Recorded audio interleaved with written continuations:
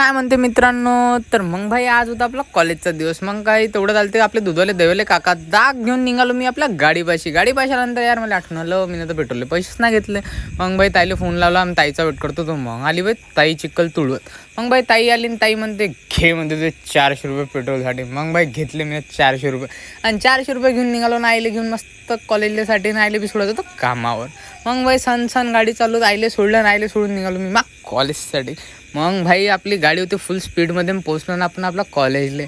मग भाई आलो तर इकडे भाई असाइनमेंट हे दुःख दर्द खतम ही नाही हो रहा साला.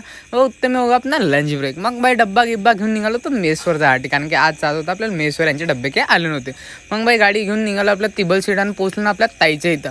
मग भाई ताईच्या इथं आल्यानंतर हे होतं ताईचं घर आणि आपला मोठा बी आला होता. मग भाई डब्बा वगैरे ओपन केला आणि डब्बा वगैरे ओपन केल्यानंतर मस्त ताईच्या घरची भाजी माझी घरची भाजी मस्त जेवलो.